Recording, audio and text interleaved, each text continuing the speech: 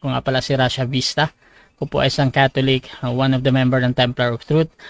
Halos 7 years na po ako nagmo-moderate online mga kapatid ng iba't ibang pananampalataya. At ako po yung tatayong moderator, streamer, timer sa debate na ito. So sumasang-ayon ba ang ating affirmative sa lahat ng nabanggit? Opo, moderator. At sumasang-ayon din ba ang ating negative? Nakamute Yes, ka. moderator. Okay. So, yun yung ating confirmation mga kapatid. So, before natin simulan ng ating debate, syempre gusto ko muna kayong magpakilala at baka pwede nyo ding ikwento kung paano nagsimula ang topic na ito, pag-uusap na ito. So, inahin natin ang ating affirmative. Pakilala ka, Pastor. Okay, bago po dyan, Bro Rush. You're cutting in and out kasi. Parang, is it my, sa connection ko ba yan? Or sa'yo? Mawawala ka eh. May mga na hindi ko na madinig yung boses mo. Sa akin Sige, kasi, anyway, sige, lang, try natin. Okay, sige. Pastor RA po, mga kaibigan, mga kapatid, at ngayon po ay tatayo bilang affirmative. So, ang nangyari po, meron po tayong post patungkol po sa temang ito na kumbaga isa din pong friendly na hamon.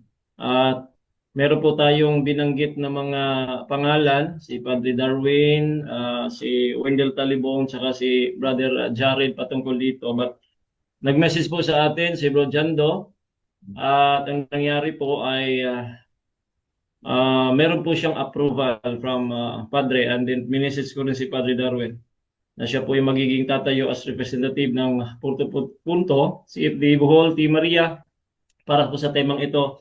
So kaya nagkasundo po kami na gagawin po ang pakikipag-usap na ito. So nawa po ay meron po tayong matutunan bawat panig. Gusto rin po namin matuto sa kay Bro Jando at sa lahat ng Team Maria sa temang ito. At actually meron pa pong mga pag-uusap, and si Bro Jando din ay pwede rin nating harapin dahil siya naman po ay isa sa mga staff sa Punto por Punto, tsaka naging assistant na rin ni Padre dyan po sa gawain sa Valencia, Bohol. So yan po mga kapatid, again, ang aking pong dalangin ay sana po matuto po tayo sa gabing ito, bawat panig, and then maluwalhati po ang pangalan ng Panginoong Hesukristo. Magandang gabi po. okay, yun yung ating affirmative, si Pastor Rayan Fuentes ng Baptist. At ako naman tayo sa tututol naman dito. Pakilala ka kapatid. Okay, sa mga hindi nakakilala sa akin, ako si Jando Alabado, former Seventh-day Adventist Evangelist. At ngayon ay nasa Simbahang Katoliko na.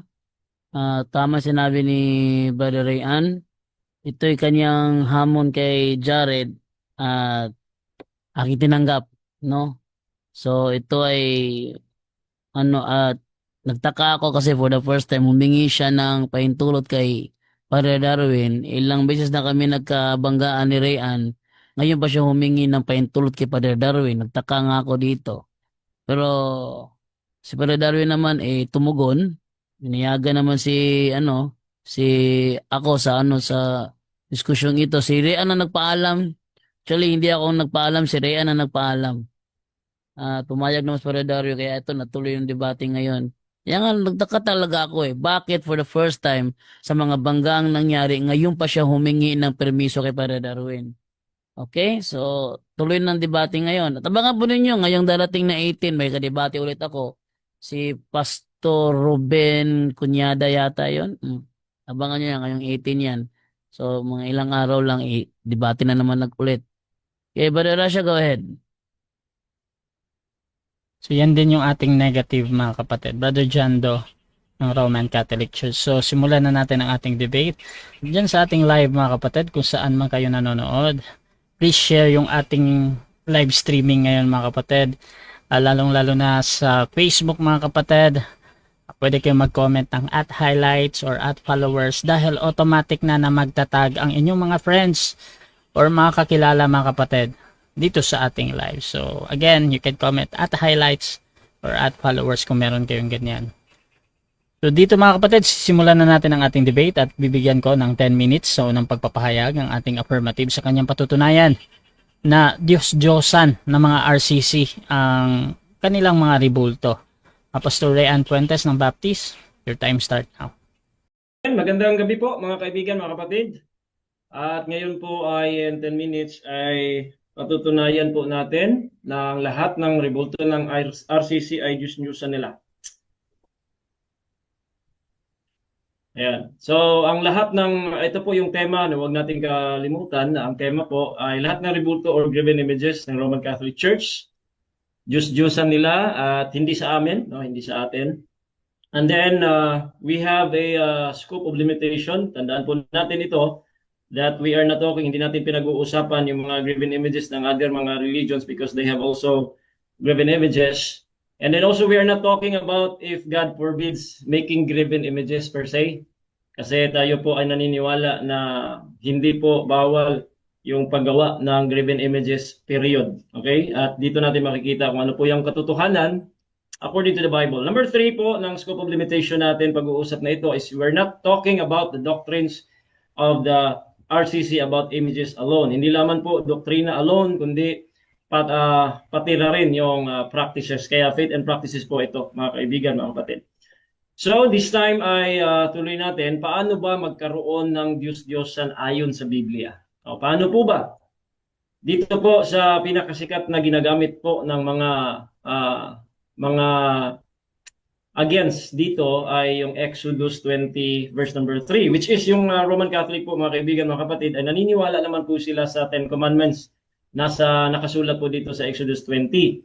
So dito po, sa verse number 3, thou shalt have no other gods before me. Sa Tagalog po, huwag kang magkaroon ng ibang Diyos sa harapan ko. At dito naman sa verse number 4, thou shalt not make unto thee any graven image or any likeness of anything that is in heaven above or that is in the earth beneath. That is, or that is in the water under the earth. And then verse number 5, ito yung pinakabuo ng utos sa 10 Commandments, mga kaibigan. So dito, verse number 5, thou shalt not bow down thyself to them nor serve them, for I, the Lord thy God, am a jealous God, visiting the iniquity of the fathers upon the children unto the third and fourth generation of them that hate me. So according po sa talatang ito, atin po makikita na ang ating nauunawaan at nakukuhang lesson patungkol dito is we are commanded not to have other gods. Tandaan niyo po ito, verse number 3 po yan. We are commanded, inutusan po tayo na huwag magkaroon ng ibang Diyos o kaya huwag magkaroon ng Diyos-Diyosan. Yan, naka-highlight po yung not to have.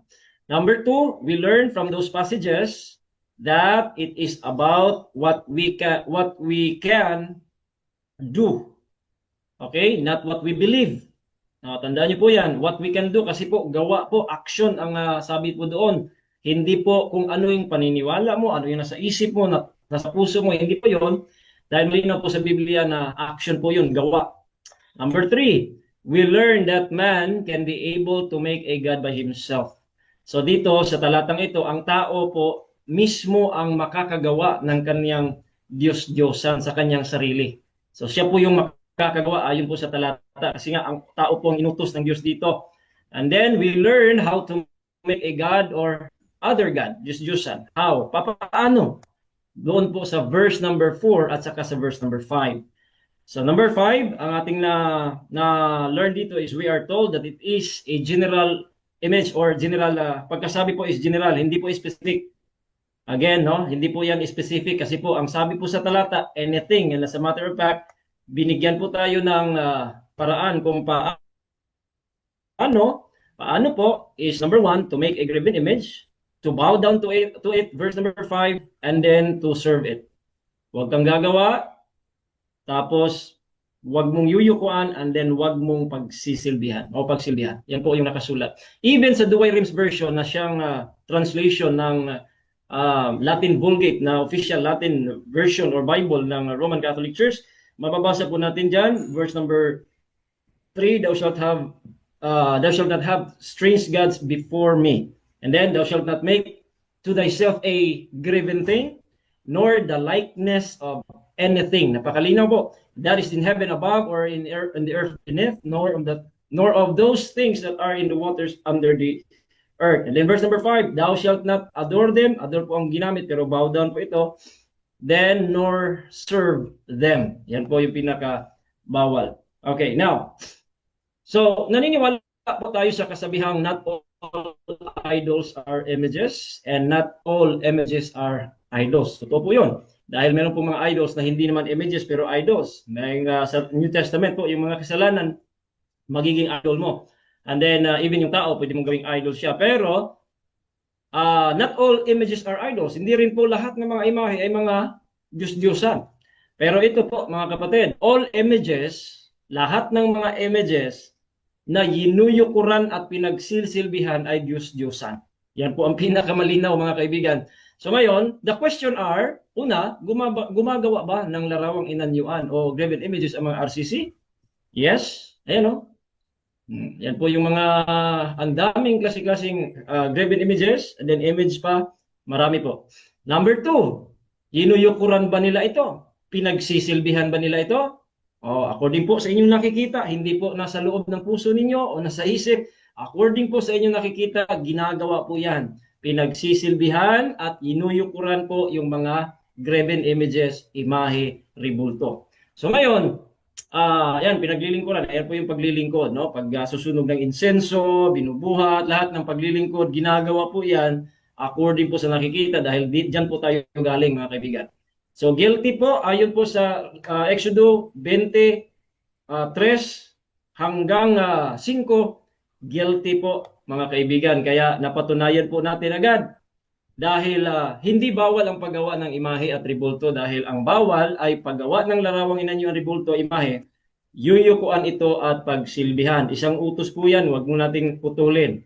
Na ito po, mga palusot, una, Diyos-Diyosan ang binawal na gawin sa Exodo 20:4 and 5. Hindi po Diyos-Diyosan dahil nakasulat, pagkakaroon po ng Diyos-Diyosan verse 3, pero sa 4 and 5 kung paano magkakaroon ng Diyos-Diyosan. Kung paano, magkaiba po yung 4 and 5, paano. Pero sa verse number 3, paano magkaroon. Pero ito po, paano gumawa. Magiging Diyos-Diyosan ng isang imahe at ribulto. Kaya ang verse number 3 hanggang 4 and 5, yan po isang utos. So dito po sa, ayan o, nakikita po natin, thou shalt not make, and then any likeness, thou shalt not bow down thyself to them nor serve them. Na inulit lamang po natin para talagang sa inyo pong mga isip at puso. Deuteronomy 4:16, makikita po natin na lest ye corrupt yourself and make you a graven image, the similitude of any figure, the likeness of male and female. Ayan po, mga kaibigan. So palusot number 2, hindi mga Diyos-Diyosan ang aming mga ribulto dahil sila ay mga banal. Kung hindi ninyo yinuyukuran, pinagsisilbihan ng mga ribulto, hindi talaga naging Diyos-Diyosan yan. Ngunit, ang ating nakikita ng mga example ay ginagawa po. Alright? Ginagawa po yung pagbabawal ng Biblia, again, guilty. Verse number, unang example po, Diyos-Diyosan ba ang mga ribulto ng baka? Hindi naman. Okay? Ribulto ng baka, hindi naman yan Diyos-Diyosan, matik. Pero pag yan po ay ginawa, katulad ng Israelitas, ginawa nila, niyunuyukuran, tapos ginawa pinagsilbihan nila, naging Diyos-Diyosan. Diyos-Diyosan ba yung ribulto ng ahas na tanso na pinagawa ng Diyos? Hindi ho. Pero naging Diyos-Diyosan po ito, doon po sa Ikalawang Hari, 18:4, ito po yung giniba ni King Hezekiah dahil naging Diyos-Diyosan po, even yung pinagawa ng Diyos na ahas na tanso. Number 3, for example, Diyos-Diyosan ba yung ribulto ni Rizal? Hindi. No? Hindi naman yan, hindi talaga yung Diyos-Diyosan. Ngunit sa mga Rizalista na sila po ay yumuyuko at nagsisilbi po sa ribulto ni Rizal na ginawa po nilang mga Rizalian, naging Diyos-Diyosan po sa kanila pero sa atin hindi, national hero. Baka lamang po yun. Ahas na tanso lamang yon. Pero the moment na ito po'y pinagsilbihan at inuyukuran, nagiging Diyos-Diyosan po yan. So kahit anong ribulto ay pwedeng gawing Diyos-Diyosan ng tao, kahit mismong ang pinagawa ng Diyos ay naging Diyos-Diyosan ito. Boom, guilty po, mga kaibigan. Kaya ngayon, napatunayan natin, very simple. na ang ating tema, yung mga tribulto po ng IRCC na siyang niyuyukuran nila, pinagsisilbihan nila, yan ang Diyos-Diyosan ayon po sa Biblia at sa nakikita po natin at experience din po. Maraming salamat at handa na po tayong matanong. Okay, so dyan nagtatapos ang unang pahayag ng ating affirmative. Dako tayo sa unang pagtatanong ng ating negative. Brother Jando, 7 minutes. Your time start now. Unang katanungan. Ayon sa Biblia, sa Isaiah 44:17, ang Diyos-Diyosan ay kinikilalang Diyos ng mga taong sumasampalataya dito. Tama o mali? Tama o mali? Objection, moderator. Objection. Moderator, yung ating rules ay magtanong lang muna dito sa aking nilatag. Wala pa akong nilatag na Isaiah. Okay. Mamaya pwedeng itanong yan. Automatic next question yan. Ayon sa ating rule. Hindi pa daw niya nilatag. Next question. Yung sinasabi ba sa Exodo chapter 20 verse 4 to 5, ito bang mga rebultong ito ay kinikilala bang Diyos ng mga sumasampalataya sa kanila? Yes or no? Yes or no? Hindi po nakasulat, no. No. Hindi po nakasulat na kinikilala, something like that. Hindi po. Ang sabi po sa Exodus 20 ay utos po iyang ng Diyos na huwag gawin. Huwag magkaroon ng ibang Diyos o Diyos-Diyosan. Paano? Gagawa ka ng larawang inanyuan, yuyukuan at pagsilbihan. Kaya stick tayo sa sinasabi ng talata, utos ng Diyos, 10 Commandments. Next question. Kung hindi siya kinikilalang Diyos ng mga sumasampalataya sa Kanya, meron ka bang may pakitang prueba sa akin na yung mga rebulto sa Exodo 20 verse 4 ay hindi kinilalang Diyos ng mga sumasampalataya sa kanila? Yes, meron. Yung pong nakasulat mismo, yun ang sagot ko eh. Wala pong nakasulat sa Exodo, that is the positive evidence. Okay. Exodo na ginamit ko, wala pong sinabi diyan kinikilala, iniisip, wala ho. Ang sabi Okay. po diyan, huwag kang gagawa, huwag mong yuyukuan, huwag mong pagsilbihan. Stick po ako sa Biblia, ayaw ko pong dagdagan po yung Biblia. Next Okay. question. Dahil stick ka dyan, so matindi ang paninindigan mo na yung mga rebultong yan ay hindi kinilalang Diyos ng mga tao kasi walang nabasa.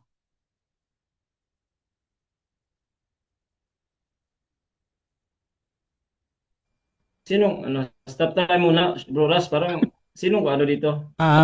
Ay, sa akin. Sa akin pala. Pastor Ray? Stop time muna, wala akong nadinig. Sa aking internet yata ang ano. Dito pala may lumabas sa akin na screen eh. Okay, so Unstable. pero, Pakiulit na lang. pero ito, Eh, okay. Paulit na lang, Brother Jando. Sige, ibig mo bang sabihin bilang Pastor Baptist, naninindigan ka talaga na yung mga rebulto sa Exodo 20 verse 4 ay hindi kinilalang Diyos dahil wala kang nabasa? Okay. Yes, of course. Yes. Natural. Dahil ang nabasa po, yun yung ating paniniwalaan yung nabasa. Ang nabasa po, that is not sa side ng tao, kinikilala ba o hindi, that is not what the Bible is saying. Yan po ay utos ng Diyos para sa mga tao. Kaya huwag mong ipasok yung side ng tao dyan kasi po utos Next ng question. Diyos yan. Next question. Na huwag gawin. Next question. Okay. Next. Yang mga rebulto na sinabi sa mga Israelita sa Exodo 20, yan ba yung mga rebulto ng Katoliko o hindi? Sagot? Okay, lahat po, hindi. Lahat, Hindi. hindi po sa Katoliko lamang, lahat. Kasi po, ang sabi po dyan, anything. Sa inyo man o kanino man, ang sabi po dyan, anything. Kung alam mo po, nasa presentation ko kanina, general po yung anything, that is not specific. Kaya kasama po kayo dyan. Kasama kayo. Okay. Next question. Next question. Sinasabi mo kasama kami dyan. Meron ka bang prueba na sa panahong sinabi yan may Katoliko na? Okay, wala po akong pruweba Wala. na may Katoliko na. Pero po ang tema po, kayo po'y gumagawa. Hindi po kayo, kahit hindi kayo nag-exist dyan, actually, 10 Commandments nyo yan. Kaya ibig sabihin, may ginagawa kayo, may niyuyukuan at pinagsilbihan, pasok kayo dyan. Kasi po, lahat po yan ay Next question. under 20 sa utos na seconds. yan. Okay, next question. Sabi mo 10 commandments namin yan. Meron ka bang ebidensya na Katoliko ang binigyan dyan? Okay. Again, wala po Wala. dahil yan po'y para sa lahat. Ang sabi ko, Ten Commandments ninyo, kayo po mismo naniniwala sa Ten Commandments. Hindi ko po sinabi na ibinigay sa inyo kasi wala pa kayo dyan. Tayong lahat wala pa. Pero since nasa Biblia yan, kailangan mong sundin yan dyan do. Huwag mong sabihin, hindi yan para sa inyo, para sa ating lahat. At kayo po ay Next guilty question. according to our 20 Next seconds. question. Next question. Ang tema mo, ribulto ng Katoliko ay Diyos-Diyosan namin. Meron ka bang may naipakita sa stand mo na dokumento Katoliko na may turo kaming Diyos namin ang aming ribulto? O wala? Okay, wala po Wala. dahil hindi po turo ng Katoliko. Ang sabi po sa Biblia, yung ginagawa. Kaya makinig kang mabuti, yung ginagawa mo ay kayo ay gumagawa, yumuyuko at paglilingkod. Hindi ho ito usapang turo. Nasa aking scope of limitation yon. Kaya dapat nakinig ka sana. Next question. Next Wave question. ko na, moderator. Okay. So dyan nagtatapos mga kapatid ang unang pagtatanong ng ating negative sa affirmative.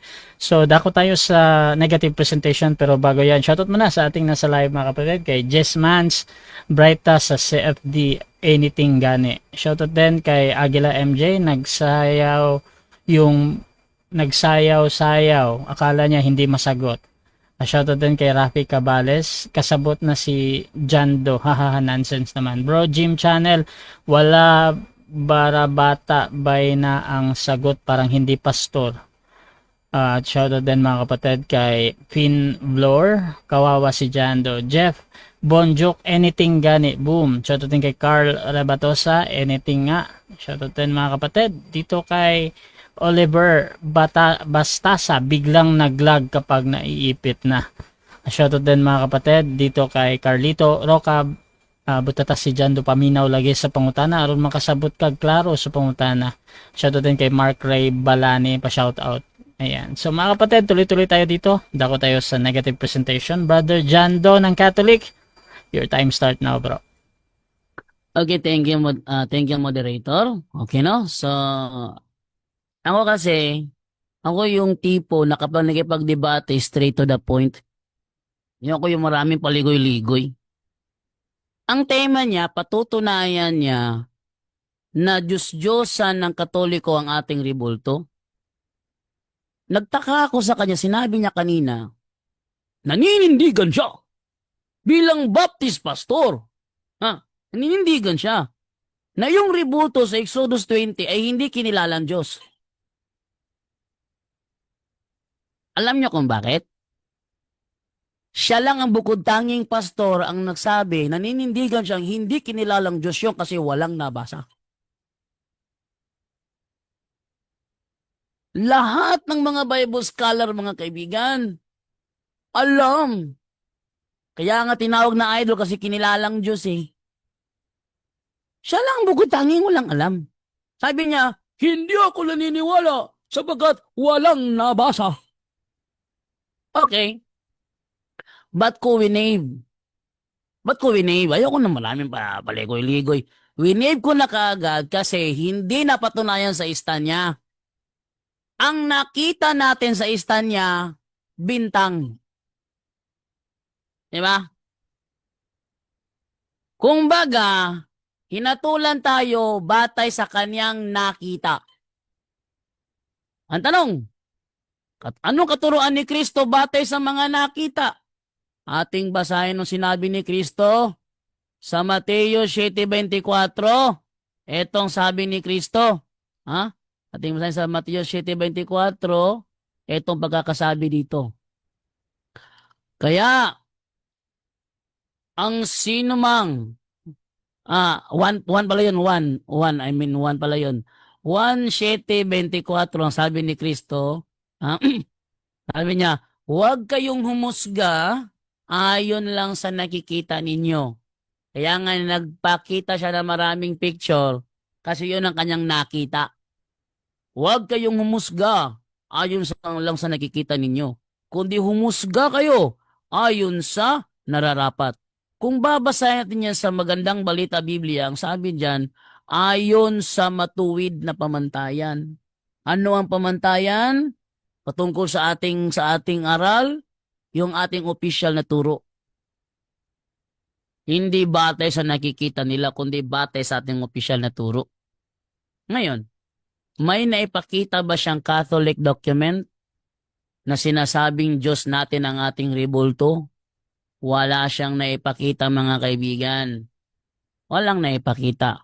Pero ako, subukan ko dito na magpakita ng isang dokumento. Isang dokumento na magbabasura ng kanyang claim. Okay? Ating babasahin yung nasa natin sa CCC 2132. Meron ba akong kopya nung CCC 2132? Double check ko nga kung meron akong kopya nung CCC 2132 kasi baka kasi wala akong kopya. Mahirap na, no?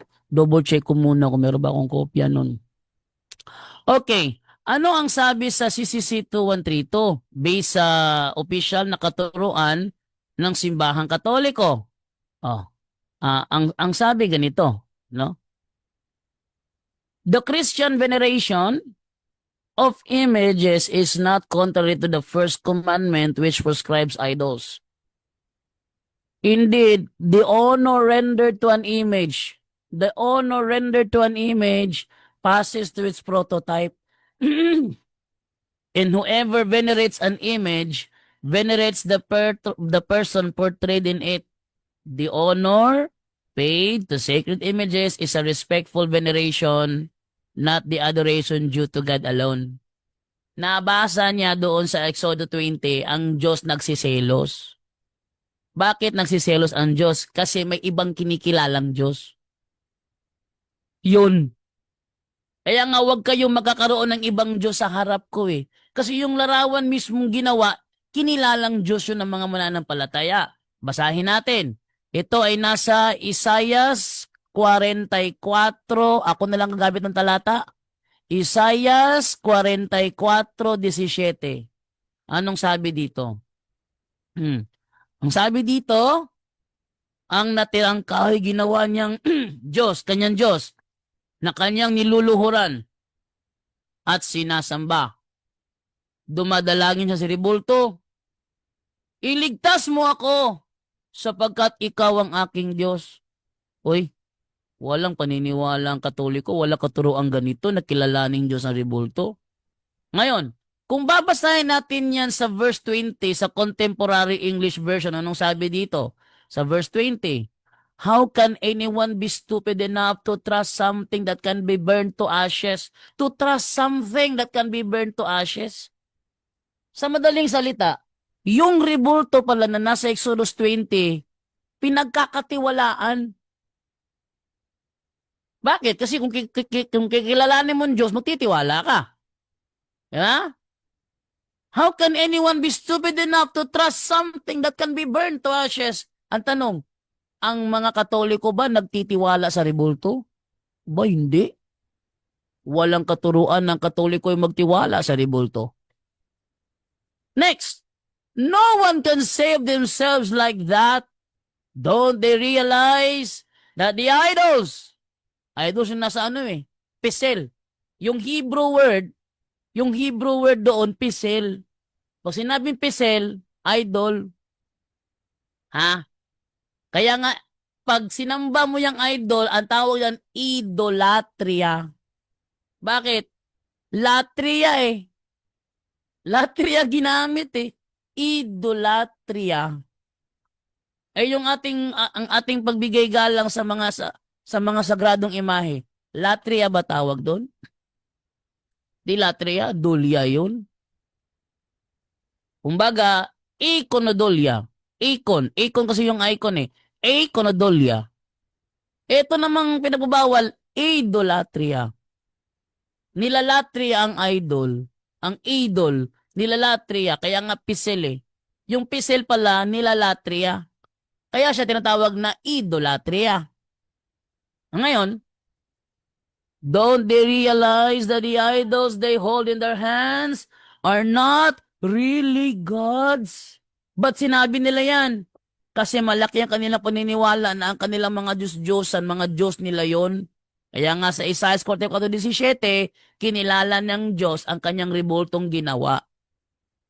Ang tanong, may ganyang katuruan ba sa Katoliko? Wala. Walang ganyang katuruan.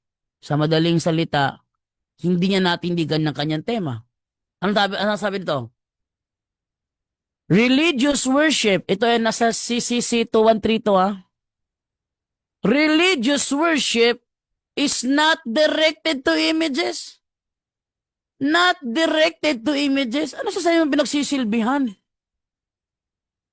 Religious worship is not directed to images in themselves, considered as mere things, but under the distinctive aspect as images, leading us unto God incarnate. The movement toward the image, yung pinignan nyo, yung may mga nagagana ng insenso, yung may mga nakayuko doon sa imahe. The movement toward the image does not terminate in it as image. Pero yung nasa Exodus 20, terminated as image. Bakit? Kinilalang Diyos eh. Isaias 44:17, kinikilalang Diyos. Isaias 44:20, don't they realize that the idols they hold in their hands are not really gods? Huh? The movement toward the image does not terminate in it as image, but tends toward that whose image it is.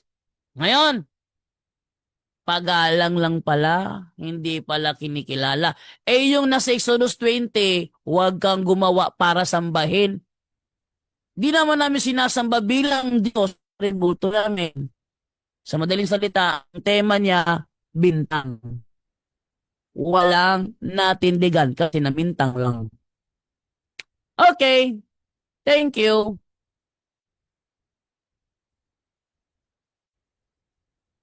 So dyan nagtatapos ang unang pagpapahayag ng ating negative. At dako tayo sa unang pagtatanong ng ating affirmative. Pastor Rean Puentes ng Baptist, 7 minutes. Your time start now. Okay, ayun po sa iyong presentation tsaka sa iyong tanong kanina about po sa pagkikilala bilang Diyos. Ano pong Tagalog Biblia na mababasa mo po sa Exodus 20 yung pagkikilala bilang Diyos doon? Anong Tagalog Biblia yon? O translation ng Tagalog Bible na nakasulat po na pagkikilala bilang Diyos? Nasa Exodus 20 po tayo. Yun na nga. Nasa Exodus chapter 20 verse 4, huwag kang Objection, gagawa. Objection mo na. Time stop. Affirmative and objection. Category po is Bible. Bible translation. Anong pangalan ng Bible translation? Hindi po yung talata. Bible Okay, translation na Tagalog na Biblia na nakasulat po na kinikilala bilang Diyos po nasa Exodus 20 po, moderator. Okay, so nag-object dito dahil doon sa hinahanap mo Okay. na translation. Okay. Counter objection meron ba? Or hahatol ako? 10 seconds, moderator. Okay, so gagamit dito ng 10 seconds ang ating negative proceed. Okay, 10 seconds. Kasi yung Exodus 20, hindi siya salungat doon sa Isaiah 44:17 na kinikilalang Diyos sa mga rebulto. Next question. Next question. Okay, be honest, na nakasulat ba sa Exodus 23 hanggang 5 na yung salitang kinikilala bilang Diyos? Nakasulat o wala? Sulat Hindi wala. siya nakasulat doon. Ang sabi sa Exodus 20 verse 4, upang sambahin. Pag sinamba mo yan bilang Diyos, yun ang idolatry. Kaya nga sa Isaiah 44:17, kinikilalang Diyos kasi sinasamba bilang Diyos. Ayun o, upang sambahin. Hindi mawawala yan, upang Next sambahin. question. Next question. Okay, next question. Sabi mo yung vessel is Diyos-Diyosan. Alright, isa ba sa graven image? Yes or no? Ang pesel, graven image din siya. Pero not all graven image are pesel. Naniniwala ka naman dun. Huwag mo nang pahirapan. Para bang ganito, ang graven image na ginawa ni Moises sa Exodo 25:18, graven image din yun. Pero hindi idol yun. Next question. Next question. Alright. Ayon po sa aking nilatag at sa dinidibang mo, nalatag ko po sa Exodo 20, 4 hanggang 5. Yung bang paggawa, kasi sabi huwag kang gumawa. So yung paggawa ng larawang inanyuan, pagyuko at saka paglingkod, makikita ba yon ng tao? Yes or no? Nakikita yon ng tao, gaya ng nakita nila yung rebulto ng anghel ng kerubin. nakikita rin ng tao yon. Pero hindi ibig sabihin dahil nakikita ng tao, Diyos-Diyosan na. Kasi yung rebulto ng kerubin, nakita ng tao, hindi naman Diyos-Diyosan. Yung rebulto ng tansong ahas, nakita ng tao, hindi naman Diyos-Diyosan. Oh, yung monumento ng propeta, nakita ng tao, hindi naman Diyos-Diyosan. Oh, next question. Next question. Okay, sabi mo, ang rebulto ng ahas at natanso ay hindi Diyos-Diyosan. Hindi ba naging Diyos-Diyosan ang rebulto ng ahas sa 2 Kings 18:4? Hindi. Or naging Diyos-Diyosan mo? Naging Diyos-Diyosan siya kasi pinangalanan ni Hustan at sinamba na. Pero ang aming mga rebulto sa Katoliko, hindi naman namin sinamba bilang Diyos. Pero si ni Hustan, kung babasahin mo yung history ni Hustan, Diyos siya ng mga naniniwala sa kanya. Oh, next question. Next Okay, question. next question. Ayon po sa nakasulat, ano po yung ginawa mismo? Ayon sa nakasulat sa talatang iyon, ano po yung ginawa mismo ng mga Israelitas? Follow-up question yan. Pinangalanang ni Hustan. Una, pinangalanang ni Hustan. Pangalawa, inalayan ng bulaklak. Yung kanilang pag-alin ng bulaklak kasi ginawa na nilang Diyos-Diyosan, pinangalanang ni Hustan. Wala naman kaming ganyang turo. Kaya pasensya ka na, hindi umubra. Next question. Next question. Okay, so yung pag-aalay ng bulaklak para sa iyo, paglilingkod, yes or no? No, hindi paglilingkod yon. Bakit? Hindi naman namin kinikilalang Diyos. Samantalang yung tansong ahas kinilala ng Diyos. Kaya nga pinangalan ni Hustan eh. Sa amin din namin ginawa yan. Kaya no ang sagot ko dyan. Next question. Next question. Alright. Ayon sa talata, huwag kang gumawa ng larawang inanyuan. Yung RCC ba gumagawa, yes or no? Yes, gumagawa ang RCC gaya ng gumawa si Moises. Gaya ng gumawa si Moises. Gumawa si Moises, gumawa rin ng RCC. O may problema ba doon? Gaya ni Moises, gumawa siya, gumawa rin kami. Oh, di pareho kami ni Moises. Next question. Next question. Number 2, verse number 5, huwag niyong yuyukuan sila at pagsilbihan sila. Number 1, niyuyukuan ba ng RCC ang kanilang mga rebulto, yes or no? No? No. No? Hindi namin niyuyukuan. Ginagalang. Samantalang, yung pagyuko kasi dyan, fallacy of equivocation yan. Rian, hindi mo alam? You are doing fallacy of equivocation. Oh, hoy! Fallacy na, nagpalacy na. Next question. Okay. So, yung pong ginawa po doon sa mga Israelitas ay, yan po ay sinisindihan po nila ayon sa talata. Hindi po inalayan ng bulaklak, sinisindihan. Tanong, yun bang mga rebulto po ninyo, sinisindihan ng insenso at saka kandila, yes or no? No. No. Kasi hindi pareho ang ginagawa ng mga Israelitas kay ni Hustan sa ginagawa ng Katoliko. Kapag pinareho mo yan, magkaiba ang meaning, fallacy of equivocation yan, Berean. Next question. Next question. Okay, next question. May oras pa ba, Bro Ras? 1 minute and 30 seconds. Okay, ipakita ko muna po ito. Nakaano ba? Oh, naglo-loading pa. Loading pa. Okay, nakita mo naman siguro kanina kasi ipapakita ko pa mamaya, Bro Jando. Yung bang nakita po ninyo kanina? Ito, nakita na siguro. Ito po ba, Bro Jando? Ayan, ito bang nasa picture dito, lumuluhod ba yan na mga yan? Lumuluhod ba sila at nagsisindi ba yan ng insenso? Yan yata ay picture ni Pope Francis, saka sa baba may mga Katoliko na lumuluhod sa amin, nakikita namin, at nagsisindi ng insenso. Ito ba ay nagsisindi ng insenso at yumuyuko? No. Yes or no? Yes, yumuyuko sila, pero not the same as sa ginagawa ng mga pagano ng mga Israelita. Kasi, yung mga rebultong yan, hindi naman kinikilalang Diyos, samantalang si ni Hustan kinilalang Diyos. Next question. Next question. Okay, ito pa, itong picture na ito, yumuyuko, lumuluhod ba yan o hindi? Para sa'yo. Wala akong Wala nakita, bro. kaming nakikita, bro. Ha? Sorry. Kawawa ka naman, yung referensya mo, may diferensya. Sayang. Nakita na eh. Sige Wala, Wala dito, bro. Wala kaming Okay, nakita, sayang. Question. Sige po. Diferensyang referensya mo. Ayan. Time. Time na, time. Time! Okay. Alright. So, dyan nagtatapos mga kapatid ang first stage ng ating debate. So, Pero, shoutout muna mga kapatid sa ating nasa live. Wala talaga kaming nakikita doon, Pastor Ray, ha? Shoutout kay James Pamugas. Sabi niya inconsistent. Sabi ni Gerald De La Torre kung boxing pa ni knockout na unta si Jando. Shoutout din kay Carlito Rocab. Walay dag-anan si Jando. Sigig palusot pero gisat gihapon. Shoutout din mga kapatid kay James Pugas, kay Jeffrey Maniques. Yung mga sagot mo bro Jando, alam mo ipit ka na wala ka na sa point mo Shoutout din mga kapatid dito kay Aljun Butalid. Pag pareho ang ginawa gagawing magkaiba ang meaning. Sana all. Shoutout din mga kapatid kay Jenny Rose, kay Darling Ismail Special Child, at hayo ka Dave, kala ko ubra ka Jando, si Piat man kawa kakabalo sa imo. Shoutout din mga kapatid kay Carl Frederick Rupazosola Rebotazo. Ay nakita kami sa live bro. Ayan. So mga kapatid, tuloy tayo. Dako tayo sa ating rebuttal. Pastor Ray, mag-share screen ka ulit. Opo bro, naka-share screen siya pero nakikita hindi. Meron siyang parang ano bro, nakaharang na black na Ang lira to. Okay. try mo ulit. Diferensya. Hindi, wag ka muna mag bro dyan. How about that? Meron talaga siyang harang sa gilid bro pero merong portion na nakikita. Pero meron siyang parang harang na color black or gray something. Ano to? For example, ito. Nakaharang siya.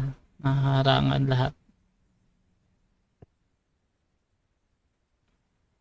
Yan.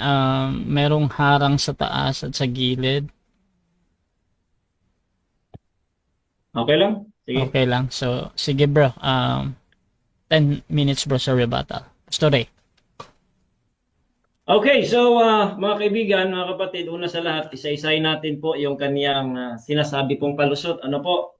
Una sa lahat, sa kanyang presentation, ang pesel po daw ay Diyos-Diyosan. Kasi nadinig ko na yan. Ilang ulit na nating debate ito, hindi pa rin makakaintindi po itong mga CFD na ito. Okay, so tinanong natin, isa ba sa mga meaning ng pesel is graven image? Sabi na, yes. Ayan. Ngayon, tinatanong po natin kung meron ba siyang nababasang kinikilalang Diyos po doon sa Exodo 20. Anong translation ng Tagalog? Sabi niya, 10 seconds. Kasi po, may nakasulat ba? Wala po no, pero hindi raw ito salungat sa ibang talata, sabi niya. So that means mga kaibigan, malinaw po, napalusot na lang po ang ating nadidinig. So ngayon ay sinabi pa natin na tinatanong po natin na, again, ang sabi po niya, bintang daw, yung ating bintang. Anong bintang? Sabi ko po, ginagawa ba, yung paggawa, pagyuko at pagsilbi sa mga ribulto, nakikita ba yun o hindi? Sabi niya, nakikita. Pinakita natin. Ang RCC ba gumagawa? Sabi niya, yes. Ang RCC ba ay yumuyuko o lumuluhod? Sabi niya, no. Pero yung pinakita natin, ito ba yumuyuko? Sabi niya, yes, yumuyuko, pero hindi parehas sa iba kasi kinikalang Diyos. Mga kaibigan, dito pala makikita po ninyo na wala nang nakasulat sa Exodus 20 na kinikilala mo ba o pinaniniwalaan mo ba o hindi, wala hong nakasulat doon. The fact po kasi yung paniwala, nasa isip at isipan mo at puso mo, ang Diyos po nakakita noon. Pero ang malinaw po sa talata, sila po'y gumagawa ng larawang inanyuan, ang sabi pa sa ating presentation, kaanyo ng babae at lalaki po, mga kaibigan.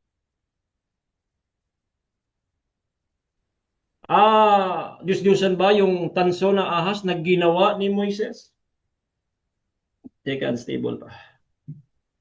Diyos-Diyosan baga yung ginawa ni Moises na tanso ng ahas? O sabi ko, naging Diyos-Diyosan ba yun? Sabi niya, naging Diyos-Diyosan. Bakit mga kaibigan? Sa presentation ko, pwedeng gumawa ng Diyos-Diyosan ang tao. Paano? Ayon sa talata, gagawa ka ng larawang inanyuan, yuyukuan mo at pagsisilbihan mo yun. O ito ba ay nag-iinsenso? Ito ba ay sinisindihan nyo ba ng insenso? Nag-aalay ba kayo ng bulaklak? Yes, pero hindi raw yung isang insenso, no. Pero yung pag-aalay ng bulaklak kanina, sabi niya yes, pero iba daw sa iba mga tao kasi kinikilalang Diyos, mga kaibigan, wala nga sa talata yun. Kinikilala mo ba o hindi? Kasi gusto mo magpalusot niyan eh. Hindi ka makakalusot kasi sa Exodo 20 kasi action. Ang sabi pa, ano pa ang ibang palusot? Wala kaming dokumentong ganyan. Wala kaming turo. Regardless sa turo po ninyo kasi wala namang kriminal na aamin eh.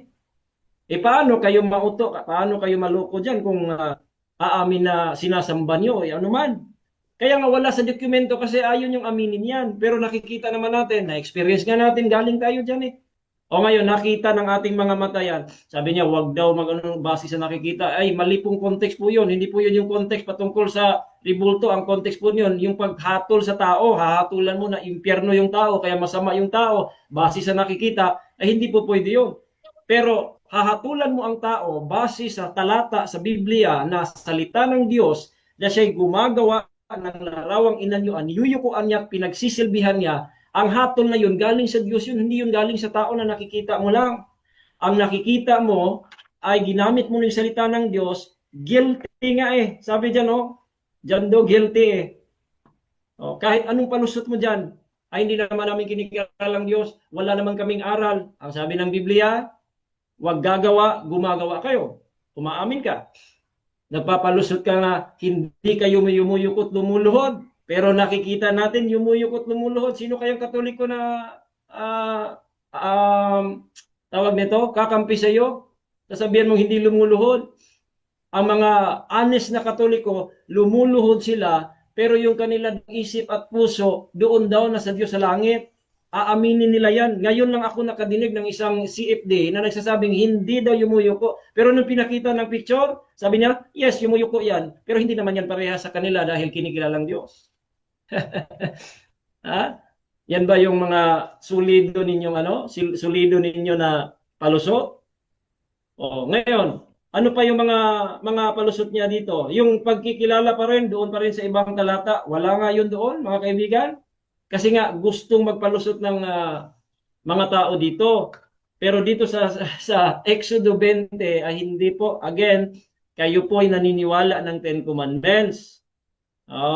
Kaya yan po ginagamit natin para sa inyo, hindi po para sa amin. Kasi nga, again, sabi mo, para sa sagot mo, gumagawa naman si Moises eh. Parehas kami ni Moises gumagawa. Ang tanong, hindi nga mali yung paggawa per se, period.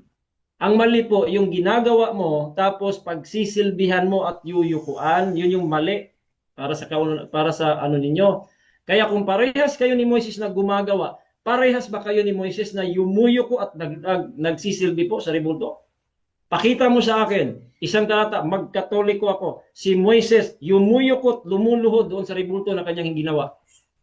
Tingnan natin mga kaibigan. Kasi po, yung ribulto ng kerubim po mga kaibigan, hindi po yan parehas sa ribulto ng Romano Katoliko at sa ibang mga pagano dahil yung dalawang kerubim na yan, meron po yung literal na presence ng Diyos sa gitna na doon makipagtagbo si Moises kaya merong Ark of the Covenant. Hindi naman Ark of the Covenant ginagawa po ninyo. Ano po yung nakasulat po dyan? Yan po presentation natin, Diyos-Diyosan ba yung mga ribulto ng baka, ng asatan? So hindi nga Diyos-Diyosan eh. Pero pagka yuyukuan mo yan at pagsisilbihan, magiging Diyos-Diyosan mo yan. Yung bang baka, Diyos-Diyosan, hindi naman yun. Tapos sabi pa natin, anything. Tatanungin natin yan ito mamaya kasi sabi niya, specific eh. Pero sabi sa talata, anything. Bakit po anything mga kaibigan? Kahit sa kanyang Duway Rems version, nakasulat po anything, kahit ano. Kahit ano. Kaya para po sa inyo, para po sa aming pagmamahal sa inyo, kasi po sa Revelation 21:8, pupunta kayong impyerno lahat ng mga idolaters. Pupunta po dyan. Aming pagmamahal po sa inyo, ito tatanungin kita mamaya, kung okay ba sa inyo, didinggin ba kayo ng Diyos kung kayo po ay yumuyuko, manalangin kayo, sasamba kayo na walang mga ribulto? Didinggin ba kayo ng Diyos? Kasi kung wala, bakit hindi nyo maiwan-iwan yung kasalanan na yan? Ang linaw-linaw po, nakikita po natin, na-experience natin yan mga kaibigan.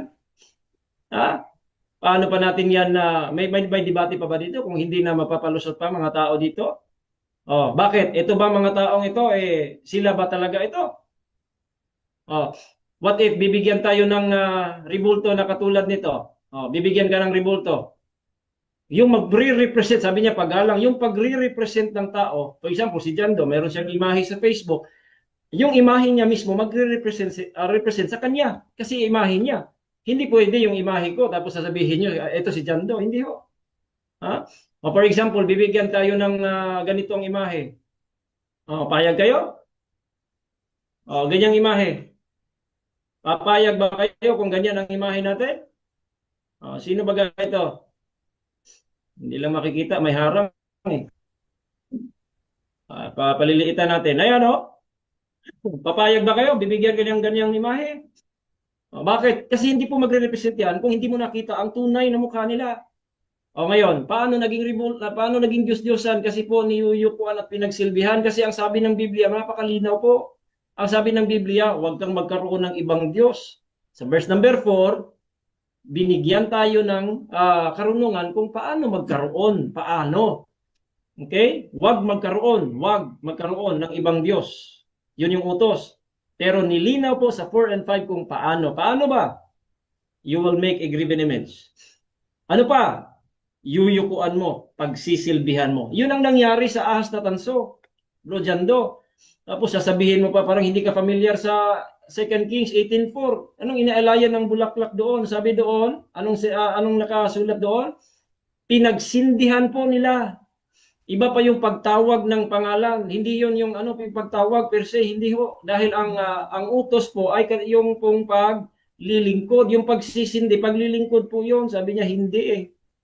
Paglilingkod po yun, mga kaibigan. Yun lang ang nangyari na kahit ang pinagawang ahas na tanso kay Moises, sinira at giniba yun. Bakit? Sabi dito, for unto those days, the children of Israel did burn incense to it. Ayan burn incense lang eh. Naging Diyos-Diyosan po nila. Ayan burning incense. Ang bihira. Ha? So lahat ng mga palusot po, palpak, hindi po pwedeng lulusot talaga. No? Kahit anong palusot po niyo. Okay, so dyan nagtatapos ang rebuttal ng ating affirmative. Dako tayo sa second cross ng ating negative. Brother Jando ng Roman Catholic Church. 7 minutes. Your time start now. Ang sabi sa Exodus 20, huwag kang gumawa ng graven image. Ang tanong, gumawa ba si Moises? Yes or no? Yes, gumawa si Moises Yes. ayon sa utos ng Diyos. Ang tanong, si Moises ba kayo? Inutos ba kayo? Ba't kayo gumawa? Ang daming utos kay Moises. Isa doon yung paggawa. Pero hindi yun kayo. Kaya bakit kayo sasali kay Moises? Hindi naman kayo si Moises eh. Next question. Next question. Next question, sabi mo, hindi kami si Moises. Kami ba ang mga Israelitang pinagbawalan? Yes or no? Hindi. Israelita nga eh. Pero yan ba ay para sa lahat? Yes. Naniniwala nga kayo sa 10 Commandments. Tapos sasabihin mong, kayo lang nun. That is the immediate context. Pero it is for all people. Dahil ang Diyos po ay mapanibubuin. Kaya para sa lahat po yon na mga makasalanan at hindi mga anak ng Diyos yung 10 Commandments na yan. Next question. Next question. Next question, yung kerubing ginawa ni Moises, nakikita ba o hindi? Ay nakikita talaga yon. Kaya nga yung paggawa kay Moises may purpose yon at hindi yun purpose sa inyo. Para yun sa arka. Wala naman kayong arka of the covenant eh. Ngayon, nakikita ba? May literal presence pa ng Diyos yon. Inutos pa mismo. Ang problema sa iyo, sino nag-utos sa inyo? Sino nag-utos? Next question. Next question, nung ang mga Israelita ay nagpatira pa sa harapan ng kaban, nandoon bang kerubin sa ibabaw?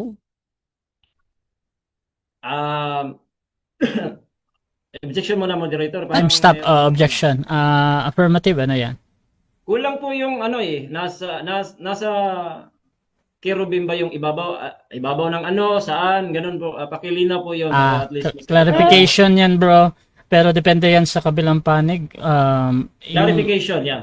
Yung ibabaw daw yung kinaklarify ni Apostol. Sa ibabaw. Ulitin ko, moderator, ha? Okay, Para so malinaw sa kanya. Nung nagpatira pa ang mga Israelita sa harapan ng kaban, nandoon ba ang kerubin sa ibabaw? Yes or no? Okay. Yun lang, bro. Yes, nandoon po Yes. sa ibabaw ng arka. Pero hindi lamang po ang kerubim nandoon, kundi yung literal presence ng Diyos nasa gitna. Exodo 25:22, numero 7:89. Nagsasalita pa yon. Ang tanong, meron bang literal presence nagsasalita yung rebulto ninyo? Kaya wag yung gamiting palusot yan. Next question. Next Next question. question. Next question. Yung cherubim ba nagsasalita? Yes or no? Hindi ho. Yung Hindi. literal presence ng Diyos nasa gitna. Basahin natin. Sa Numbers chapter 7, verse number 89. Nagsasalita ba daw? Nasa gitna. Ayan o. Speak with him. He heard a voice speaking from above the mercy seat upon the ark of the testimony from between Next the two question. cherubims. Next question. Yung tansong ahas ba nung yun ba tumingala ba doon yung mga nakagat ng ahas nung panahon sa tansong ahas? Tumingala ba sa doon? Yes or no? Yes po, yung iba hindi. Yes, tumingala sila. Natural. Kasi po, yun po yung purpose. Pero ang tanong kasi doon, bakit naging Diyos-Diyosan? Pinagawa pa ng Diyos, naging Diyos-Diyosan eh. Paanong paraan? Sinisindihan, pinaglilingkuran. Katulad sa inyo, pinagsisindihan po, pinaglilingkuran. Next question. Yung Next Next question. question. Yung tansong ahas pinangalanan ni Hustan at sangayon ka doon. Yung aming baribulto pinangalanan, yes or no? Yes, pinangalanan. Daming Yes. pangalan eh. Black Nazarene, Santo Niño, ano pa? Sige. Immaculate Conception, si Maria. Maraming tawag eh. Sige. Parehas po ka, tinawag ko niyo. Maria, Cristo, ano pa? Black Nazarene. Okay. Maraming tawag. Parehas lang talaga kayo. Next question. Sabi mo Mahirap. sabi mo pinangalanan. Ano ang ipinangalan namin sa imahe ni Maria? Okay, ang pinangalan, Maria. Uy, Pinangalanan niyo Objection, na Maria. moderator. Time stop. Objection negative, ano? Maliwanag ang tanong ko. Sabi niya pinangalanan daw namin ang rebulto. Ang tanong ko, kung pinangalanan, ano ang ipinangalan namin sa imahe ni Maria? Huwag Okay. sabihin Maria kasi yung Maria, pangalan yun ng nilarawanan. Okay. Sabi niya, ang larawan mismo ang pinangalanan. So ang tanong ngayon, ano ang ipinangalan namin sa larawan ni Maria? Okay. I think nag-object ka doon sa pagsagot. Pastor kasi- Ray, Gusto mo nang sagot niya eh. okay na. Hmm. Pastor Ray, auto objection or Yes, pahatol lang? alam mo po, moderator, ang tanong ano, tapos sinagot ko yun. Kaya kailangan kong tapusin yun. Okay, so judgment ng moderator, again, ang importante sa akin yung tanong lang naman, ang tanong dito ay ano daw yung pangalan. Ngayon, ang sagot niya dito ay Maria. Now, even that is true or not, it follows or not mga kapatid, sa moderator, valid question pa din yun. Proceed ka, Pastor Ray, Maria ang pangalan. Yes, Maria, marami. Pinutol ako eh. Meron pang Birhen ng Fatima. Ano pa? Ang dami eh. Dito pa sa Birhen sa Rigla. Marami pong katawagan mga kaibigan. Kaya nasagot ko po yung moderator. Next question yung mahirap talaga. Next question. Next question. Sabi mo, hindi kinilalang Diyos yung nasa Exodus 20. Sabi ni Charles John Ellicott, Bible scholar ng Protestante, sabi niya, while in the rest of the ancient world there was scarcely a single nation or tribe which did not make it to itself images of the gods.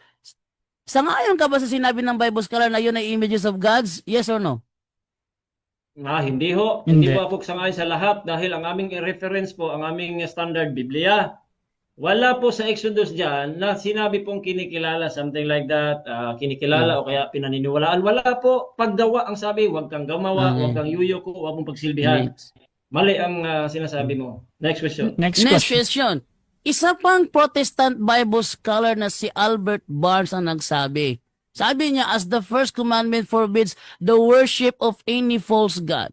Sangayon ka ba sa sinabi niya na false god na tinutukoy sa Exodus 20 verse 4? Yes or no? No po sa No. 4, pero yes sa 3. Kasi sa 3 po yung gods, nakikita po yun, masusulat po yun, 3. Kaya 3, 4, and 5, isang utos yun. Sa 3, false god, kasi nga, gods, maliit eh. Diyos-Diyosan ngayon, huwag magkaroon. Pero paano magkaroon? Nasa 4 and 5. Next question. Okay. Next question. Nakakadalawang Bible scholar na ako. Pangatlong Bible scholar, si Matthew Paul naman. Sabi naman niya, yung nasa verse 4 na rebulto on or in the earth, yung or in the earth, as of man, beasts and creeping things which the Egyptians and other Gentiles worship as gods. Sang-ayon ka ba sa sinabi niya na yung palang nasa lupa na imahe is worship as gods? Sang-ayon ka, tutol ka? Sang-ayon po ako doon po Sang-ayon. sa may statement po niya na doon po sa, ano yun? Pagano ba yun? Diba? worship as gods po yun na kaniyang sinasabi. Teka, muna, ano itong parang umiiyak? Pakimute nga yan, moderator. Wala sa Time ulo. stop pa na. Bro Jando, nadidistract yung ating sumasagot sa Pasensya na kayo, nag-i-enjoy lang ako. pa-mute na lang bro Morning po. kung maggaganyan. So, kasi nadidistract. Yung sumasagot, Pastor Ray, 20 seconds again bro. Proceed bro. Sang-ayon. Yeah, sangayon po ako sa buong ano niya, pero hindi po sa kanyang interpretasyon. Kasi po, yan po ay kanyang komentaryo, pero ayon sa Biblia, ang binawal po doon, Jando, wag gumawa kayo, wag yumuyuko o wag yuyukuran nyo, wag pagsilbihan, pinagsilbihan nyo, regardless sa mga sinasabi ng scholar na yan. Next question. Next question, Last 1 minute. sabi mo sumasang-ayon ka na worship as gods. Ang tanong, yung aming rebulto sa Katoliko, wini-worship ba namin as gods, yes or no? Again, yes, sa Yes. atin pong nakikita. Kasi po, ayon sa talata, gumagawa kayo, niyuyukuan ninyo, pero yung sinasabi ng scholar, yung mga paganong hintil daw. Kaya nga hindi nga kayo sinasabi niya. Pero sa Biblia po ay malinaw, gumagawa kayo, yumuyuko, paglilingkod. Kaya in that sense, yes. Next question, sabi mo yes. Meron ka bang may pakita sa amin na Catholic document na turo namin na aming kinikilalang Diyos ang aming rebulto? O wala kang may pakita? Wala po. Dahil hindi po patungkol sa Teka, pambihira talaga.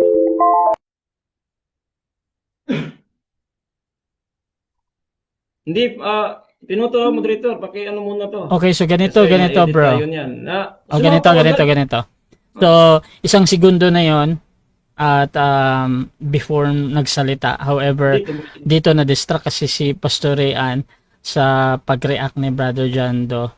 Pastor Ray, tutuloy mo pa ba yung sagot mo? Yes, Ituloy niya muna ito. 1 second. Ituloy niya 1 second. Ay, wait lang Brother Tuloy ko Jando. po, Brother Sige, Jando. proceed bro. Okay. Tuloy ko po. Hindi kasi tumutukoy sa Time. ninyo kasi wala nang criminal Time na. Patungkol Time na po bro. Time na bro. Time na. Okay mga kapatid, so dyan nagtatapos ang ating second cross. So dako tayo sa ating rebuttal, pero bago yan, shoutout muna sa ating nasa live kay Jace Draven. Obvious na talo, di ba? Obvious yan. Shoutout din kay Fiel. Dito din mga kapatid kay Nestor Pastor Ray, nganong nakipag-debate man ka anang tawhana, mura wala man na sa tono. Shoutout din mga kapatid dito kay Ralph, ganyan talaga pag wala na, dinadaan na lang sa di pwedeng banggitin. Shoutout din mga kapatid kay James Pamugas sa Kadugay, parehas na possess si Jando o Jared. Hindi pwede mga kapatid, hindi ko talaga binabasa ng buo yung mga salita niyo kasi medyo hindi siya pinapahintulutan, no? Lalo na sa David Dula, Pastor Rayan, ay ito din, wala din, hindi din po pwedeng banggitin.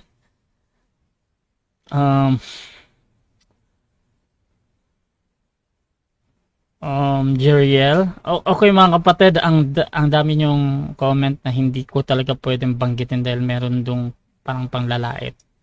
So mga kapatid, tuloy-tuloy tayo dito at dako tayo sa ating rebuttal. Brother Jando, your time start now. Okay, mga kaibigan, ako'y tuwang-tuwa at na-enjoy ako kasi binawi niya lahat.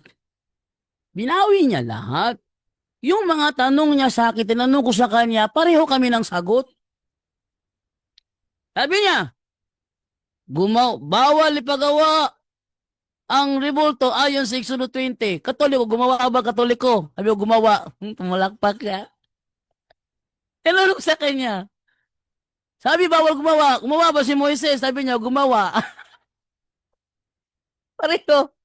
Pareho gumawa. Pero gusto ko ipakita ito sa inyo, Kasi, kung gumamit siya ng fallacy of equivocation, ginamitan ko rin siya sa akin pagtatanong sa kanya. Ano ba itong fallacy of equivocation? Ito na. Ito tayo sa Ayan, Using a term with more than one meaning in a statement without specifying which meaning is intended. Ang fallacy of equivocation ay isang uri ng lohikal na kamalian kung saan iisang salita ang ginagamit sa magkakaibang kahulugan. Isang salita. Ano ang nilaro niya? Ano ang ginamit niya ng ano dito ng fallacy of equivocation? Yung luhod. Yung niluluhuran. Yung pagtanong niya sa niluluhuran, tapos kanyang idinidikwat doon sa Exodo 20, gumagamit siya ng fallacy of equivocation. Bakit? Magkaiba meaning eh. Halimbawa, lumuhod ka sa harapan ng babae kasi papakasalan mo. Ibig sabihin ba, lumuhod ka, kinilala mo ng Diyos-Diyosan yon. Kalokohan tong pastor na to. Oh, ano sabi? Iisang salita ang ginagamit sa magkakaibang kahulugan sa loob ng argumento. Kaya nagmumukang lohikal ang conclusion kahit hindi ito valid. Sa madaling salita, pareho ang salita. Ano yon? Yung niluluhuran. Di ba? Gumawa ba kayo? Oh, pareho ang salita, pero hindi pareho ang ibig sabihin. At ginagamit ito para makapanlin lang sa debate. Para makapanlin lang. Yung tanong niya kanina, fallacy of equivocation. Kaya nung binalik ko sa kanya, pareho kami ng sagot. Sabi niya, yung rebulto nyo ba nakikita? Sabi ko, oo. Ngumiti siya. Tinanong ko siya, yung ginawa ba ni Moses nakikita? Sabi niya, oo, nakikita. Sabi niya, ang mga Katoliko daw, yumuyuko. Tinanong ko siya, nang magpatira pa ang mga Israelita sa harapan ng kaban, nandun bang kirubin sa ibabaw? Sabi niya, yes. Oh, pareho. Pareho. Pero ang sabi niya kanina, regardless daw kung ano ang nasa utak ng tao, sa kanya is ano ang act na ginawa, regardless kung ano ang nasa utak ng tao. Pero siya, nagdahilan siya. Sabi niya, yung kirubin daw, nandoon ng presensya ni Lord. Nandoon siya ni Lord. Regardless din kung nandoon. Regardless din. Ang tanong, yung act. Tingnan nyo ha. Strategy yung ginamit niya, ginamit ko sa kanya, pareho kami ng sagot. Paano kaya makakapatindig itong taong ito? Pareho kami ng sagot. Nung yung ginawa ang tansong ahas, ang tanong, yung mga tao ba tumingala doon? Sabi niya, o yung iba tumingala, yung iba hindi. Ano nangyari sa mga hindi tumingala? Namatay. Kasi na-poison sa ahas. Yung tumingala, ano nangyari sa tumingala? Naligtas sa poison ng ahas. Mga tanong. Sabi niya, pero ginawa nilang Diyos-Diyusan. Bakit? Pinangalan ng ni Hustan.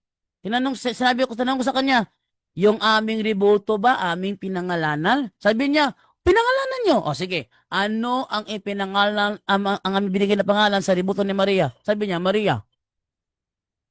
Mali! Bago pa ginawa ng rebulto, may Maria na.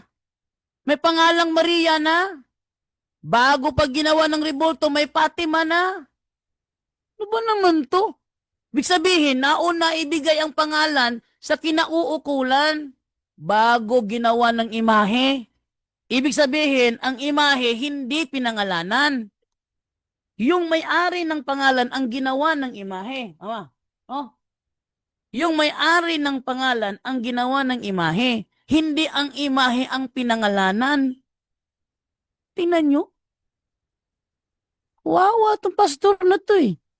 Ulitin ko ha, ang ginawa niya, tinatawag na fallacy of equivocation. Ginagamit ito para makapanlin lang sa debate. Ano ba? Ano nangyari? Ano nangyari? Tinanong siya kanina, bilang Baptist pastor, naninindigan ka ba talaga? Ninindigan ka ba talaga na yung rebulto sa Exodo 20 versikulo 4 ay hindi kinikilalang Diyos kasi wala kang nabasa?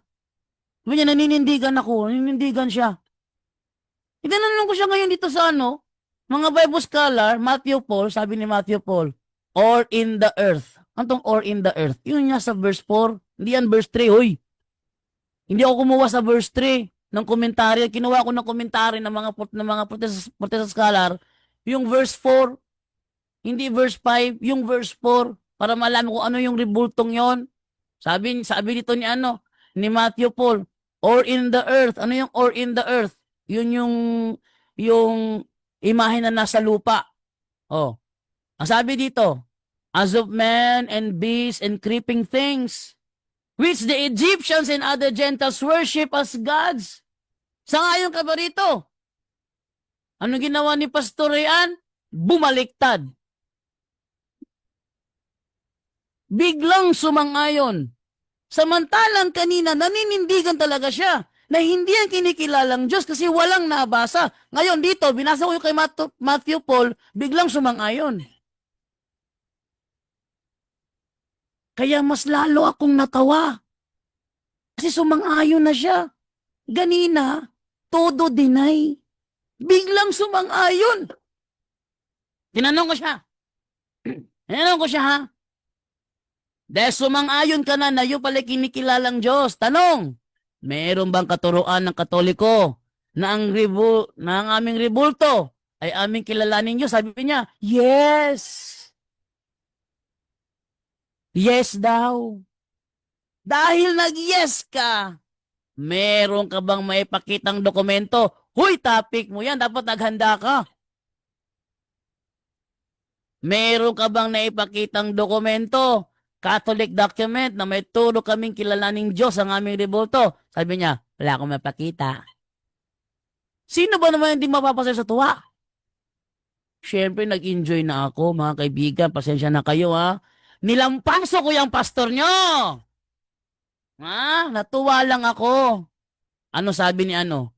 Ano sabi ni John Gill sa Gill's exposition of the entire Bible? Or that is in the earth. Yung parang yung verse 4. Yung kinuhanan ko ng commentary, verse 4, hindi verse 3. Or that is in the earth beneath. Ano daw yun? Yung nasa earth beneath? Yun ba yung mga santo ng Katoliko? Sabi ni John Gill, as oxen, sheep, goats, cats, dogs, such as were the gods of Egypt. Tingnan nyo ha. Yung binasa niyang verse 4, ang tinutukoy doon, mga hayop. Ibinabato sa atin, hindi naman mga hayop yung ating mga rebulto. Babasa tayo, the Living Bible. O, the Living Bible. Exodus chapter 20 verse 4. Anong sabi dito? You shall not make yourselves any idols. No images of animals, birds, or fish. Yung palang imahe na nasa lupa, animal pala yun. Yun namang imahe na nasa hangin, birds pala yun. Yun namang imahe sa ilalim ng dagat, fish pala yun. Katunayan, yung Bible scholar na author, Protestant Bible scholar na author ng Cambridge Bible for Schools and Colleges, na si Edward Hayes Paul Plumtree, sinabi niya, yung palang under the water, says the fish in the Chalus near Aleppo were looked upon as gods. Kinikilalang Diyos. Sabi niya kanina, naninindigan siya. Hindi yan kinikilalang Diyos. Anong dahilan niya? Walang nabasa. Yun ang palusot. Yun ang palusot. Kasi nang binasa ko itong mga Bible scholars, sinabi niya kaagad, okay ako dyan, sangayon ako dyan. Okay, so dyan nagtatapos mga kapatid ang rebuttal ng ating negative. Dako tayo sa second cross ng ating affirmative. Pastor Rian ng Baptist, 7 minutes. Your time start now. Alright, una ko pong katanungan, Bro Jando. Yung tatlong scholar na sinite mo, sila ba ay agree sa inyong doktrina at practices na graven images o against po sila? Agree o against? Against sila sa amin, mga protestante nga ito eh. Pero against din sila sa iyo. Sabi mo kasi hindi kinikilalang Diyos. Sabi nila kinikilalang Diyos, magkakontra kayo. Kapanipaniwala pa itong mga Bible scholar na ito. Hindi ka ng Bible scholar eh. O, next question. Next question. Okay, next question. Alin ba pinaniniwalaan mo? Yung Bible scholar o yung nakasulat sa Biblia? Pareho. Parehas. Pareho. Naniniwala ako sa sinasabi ng mga Bible scholar na ito na yung mga rebulto dyan sa Biblia, sa Exodus 20 verse 4, kinikilalang Diyos. Pareho silang tama, kinikilalang Diyos. O, walang magkakontra sa kanila. Ang kumontra lang ikaw. Sabi mo, hindi kinilalang Diyos kasi yung dahilan mo, walang nabasa. O, kayo magkakontra ng Bible scholar na ito, hindi kami. Next Next question. Okay, next question. Sabi mo, agree ka sa Bible scholar saka sa Bible. Tapos sabi ko kanina, tinanong kita kung against ba sila sa inyong rebulto o ano yung mga scholar na yon. Tanong, dahil yung mga scholar na agree ka, so agree ka ngayon sa aral ng inyong hindi inaagrihan ng mga scholar. Agree ka ba sa mga scholars na sinite mo na against sila sa mga aral at practices ng rebulto ng Romano Katoliko? Agree ka? Yes or no? Objection, moderator. Objection. Time stop. Proceed. Fallacy of false dilemma ang ginagawa ni Rayan. Kawawa naman, nakakahiya to. Okay. So, Fallacy of false dilemma, moderator. Sasagot ako ng 10 seconds. Kasi fallacy of false dilemma. okay, Wala okay. akong... Oh, false dilemma nun. Strawman fallacy pala, strawman fallacy. Wala akong sinabi kasi na na ginamit ko to kasi sumasangay sa aming rebulto to. Wala akong ginamit Okay, nun. okay. Strawman to. Strawman. Okay, so ang objection dito ay strawman fallacy. So, Tapos, 10 seconds. wait lang ha. Counter po, counter. So, ipa-counter muna natin tapos ibigyan natin yan. Proceed. Okay. Hindi po strawman fallacy po, moderator. Kasi po aking tanong, kung siya ba'y agree, ang scholars ba agree sa kanya, sa aral niya, o hindi? Sabi niya, hindi raw, against daw. Sabi ko, agree ba siya sa, arin ba inaagrihan niya? Bible ba o scholar? Sabi niya, both. So ang tanong ko, simple, hindi po yan. Alam naman natin, nag-aaral naman tayo ng fallacy. Huwag tayong ano-anuhin sa fallacy. Hindi po strawman fallacy po ang tanong kasi wala pong tanong na strawman Okay, fallacy. okay. Okay. So, judgment muna natin dito mga kapatid. So, ang judgment natin, any observation sa kabilang panig naman, hindi ko hahatulan yan either that is strawman or not. However, ang importante sa akin, paano ito sinasagot at sabi niya ay gagamitin niya yung 10 seconds niya. So, doon lang muna ako. Brother Jando, proceed bro. 10 seconds. Magkakontra si Rayan at ang mga Bible scholar na ito kasi sabi ni Rayan hindi daw yung kinikilalang Diyos, sabi nila kinikilalang Diyos. At hindi ko sila ginamit para sabing sumasang-ayon sa aming 10 mga ributo. seconds. Next question. Okay, next question. Alin po ang nakasulat sa Exodo 23 hanggang 5, Bro Jando? Documents o action? Alin po doon yung nabasa sa Biblia mismo? Objection moderator, hindi ko magiging sa tanong niya ano yun? Documents Okay. o Paulit na lang, paulit. Sige. Ulitin natin. Time stop. Okay. Ang nakasulat po ba sa Biblia, Exodo 23 hanggang 5, ito ba'y tumutukoy sa documents? Ang pinagbabawal ba doon? Documents o action? Documents ba daw o action ang pinagbabawal doon? parehong documents at action yun eh. Proceed. Kasi documents naman yung yung Exodus 20 documents yon. Pwede gamitin as doctrine yon. Meron din silang action. So pareho yung documents and action. Pero hindi nga tugma sa amin yan eh. Kasi di naman mga hayop ang aming mga rebulto eh. Hayop at tutuko dyan, sabi ng mga Bible scholar, mga hayop yan, no? Oxen, question. sheep, goats, cats, dogs. Next question. Next question. Ayon po sa aking latag, Deuteronomy chapter 4 verse 16. Nasusulat ba doon the image or similitude of male and female sa Douay Rheims version? Nasusulat ba doon similitude of male and female? Nasusulat hindi. Nasusulat similitude. Pero yun ay hindi naman, wala sa aming mga simbahan. Yun ito mo kay Diana, kay Astaroth. Wala naman kami Diana at Astaroth sa aming simbahan. Kaya nga ang tawag dyan, fallacy of equivocation. Fallacy of equivocation mo, Pastor. Fallacy of equivocation. Next question. Next question. Okay, next question po. Yun bang inyong Santo Niño tsaka Maria na tinatawag na rebulto, similitude of male and female ba? Yes or no? No! No. Hindi. Hindi similitude kasi yung nasa Deuteronomy 4:16, mga Diyos-Diyosan yon. Hindi nagpapakilala sa mga tunay na being. Samantalang yung sa amin, totoo. Totoong may Santo Niño, totoong may Maria. Wala namang Dayan, wala namang Astaroth na totoo. Kaya mga peke, kaya hindi similitude yun. Peke yan nasa Deuteronomy, tunay yung nasa amin. Next question. Next question. Ano pong ibig sabihin ng similitude? Pareho. Similitude. Pareho. Ibig sabihin, yon Diyos-Diyosan yun, sa amin hindi talaga pareho. Kaya hindi similitude. Next question. Next question. Okay, kung pareho ang iyong kahulugan ng similitude, so meron ba kayong mga ribulto na kapareho sa babae at lalaki? Meron, wala?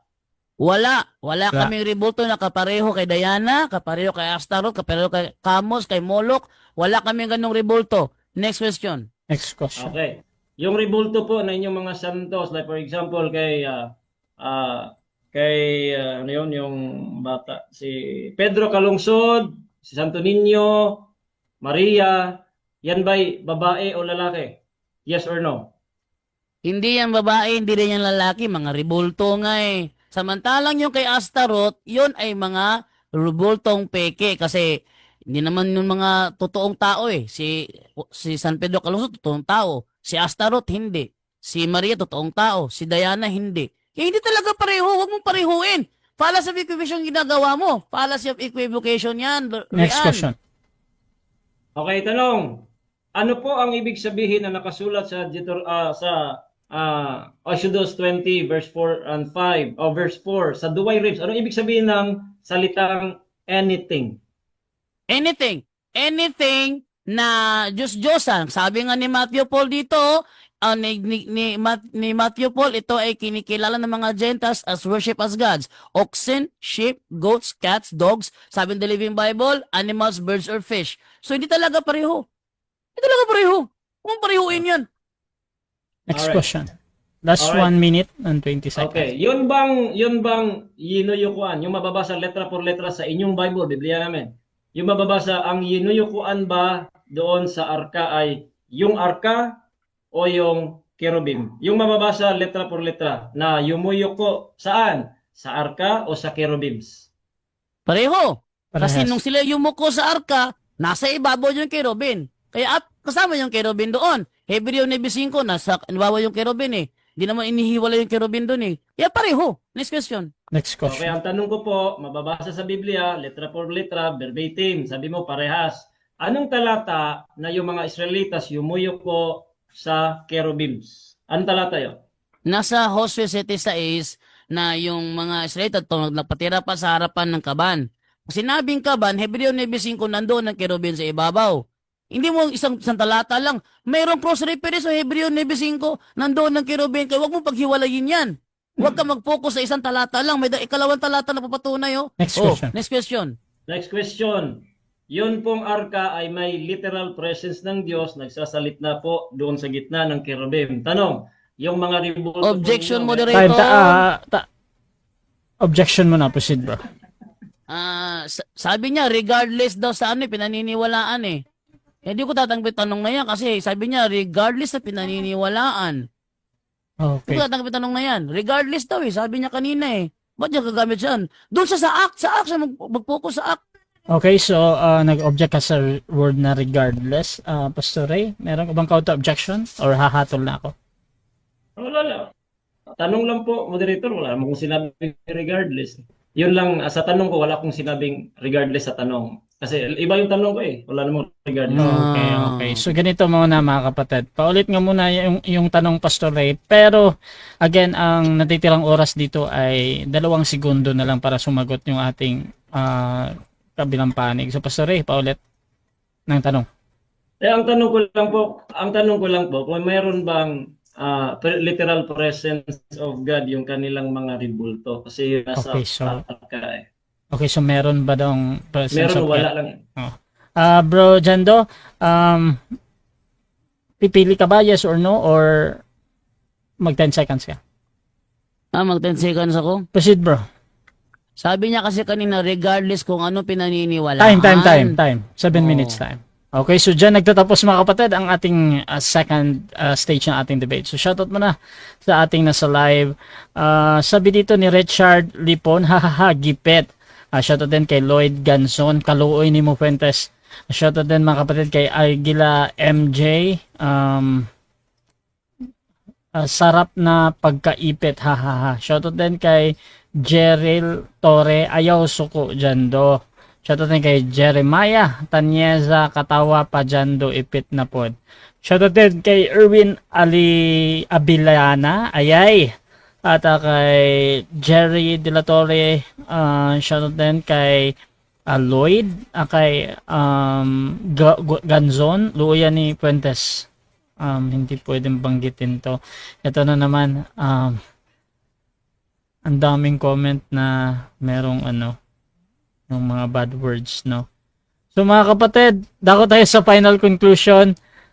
Tama na dito si Brother Jando bilang negatibo na ang Diyos-Diyosan ng mga RCC ang kanilang mga ribulto. Bilang negative Jando ng Catholic, your time start now.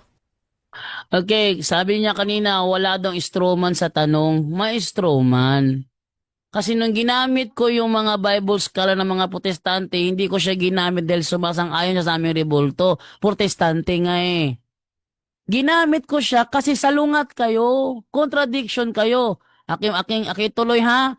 Sabi dito ni Matthew Paul's commentary, or in the earth as of man and beast and creeping things which the Egyptians and other Gentiles worship as gods. Kinikilala pa lang Diyos eh. Sabi ni Albert Barnes, as the first commandment forbid the worship of any false god. Kinikilalang Diyos. Sabi naman ni Charles John Ellicott, while in the rest of the ancient world there was a scarcely a single nation or tribe which did not make itself images of the gods. Sabi naman ni John Gill, or that is in the earth beneath, as oxen, sheep, goats, cats, dogs, such as were the gods of Egypt. Sabi naman ni Edward Hayes Polamtre, says that the fish in the shallows near Aleppo were looked upon as gods. Ginamit ko sila i-contradict doon sa Stanley Puentes na hindi daw kinikilalang Diyos kasi walang nabasa. Ang tanong niya, sang-ayon ba sila sa rebulton yung Katoliko? O sang-ayon? Strawman nga eh. Di-deny pa strawman nga eh. Meron ba akong binanggit na sila sumasang-ayon sa aming rebulto? Ba't niya tinanong yun? Kung hindi strawman yun. Strawman nga eh. Di-deny ka pa walang strawman sa tanong. Ba't mo ako tatanungin yan? Kung sang-ayon ba sila sa aming rebulto, may binanggit ba ako? Ginamit ko ito kasi sang-ayon sa aming rebulto. Sinabi ko ba yung kanina? Wala. Protestante nga eh, di against sa aming rebulto. Pero against di siya sa iyo. Ibig sabihin, yung sinabi mo, private interpretation. Private interpretation. Bakit? Hindi daw kinikilalang Diyos. Anong palusot? Walang nabasa. Pero ang Bible scholar protestante, sumasang-ayon, kinikilalang Diyos yun. Sabi niya, ay hindi, walang nabasa. Tapos ang tanong sa akin, sang-ayon ba sila sa rebulto nyo? Strawman fallacy yan. Ano ka ba? Alam mo yung fallacy. Ikaw ang nagbukas sa isip ko dyan eh, pag-aralan ng fallacy, para kasi maraming mga debatedor, feeling magaling, pero fallacy pala. Ikaw ang nag-ano sa akin yan, Pwente, bigay ng idea pag-aralan ng fallacy. Wala ro fallacy. Yung equivocation, niluluhuran ba ninyo? Gumawa ba kayo? Equivocation nga. Bakit? Tinanong ko sa kanya, sumang-ayon din lahat.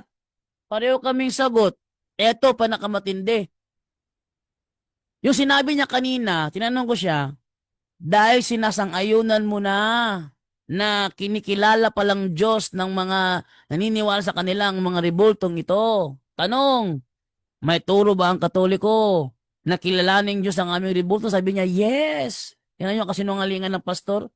Yes. Saan dokumento mo? Wala. Nga. Tapos, ito yung pinakamatindi. Ha? Ito yung pinakamatindi sa ginawa niya. Yun daw imahe natin, pareho daw doon sa Deuteronomy 4:16. Ay, hindi pareho yon. Ang tinutukoy doon, ang Diyos na si Kamos, ang Diyos na si Astaroth, ang Diyos na si Diana. Wala kaming ganyan. Sabi sa unang Korinto 8:4, ang Diyos-Diyosan nagre-representa ng mga hindi totoo. Ano daw ang Diyos-Diyosan? Nagre-representa ng mga bagay na hindi totoo. Ulitin ko ha, anong Diyos-Diyosan sabi ni Pablo? Ang Diyos-Diyosan, nagre-representa ng mga bagay na hindi totoo. Yung ating Santo Niño, totoo ba Santo Niño? Totoo may Santo Niño. Lucas 1:35, Asiquel Santo Niño, Cueva Ana Lamaron, Hijo de Dios. Yung ating Maria, meron ba? Meron. Yung ating Jose, meron ba? Meron. Padre Pio, meron. Antonio di Padua, meron. Yung Astaroth, meron ba? Wala. Camus, meron ba? Wala. Baal, meron ba? Wala.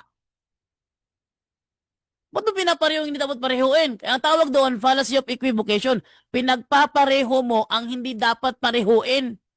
Ano ba naman yan? Wala daw siyang fallacy. Pinag-aralan yung fallacy. Ba't mo ginagamit?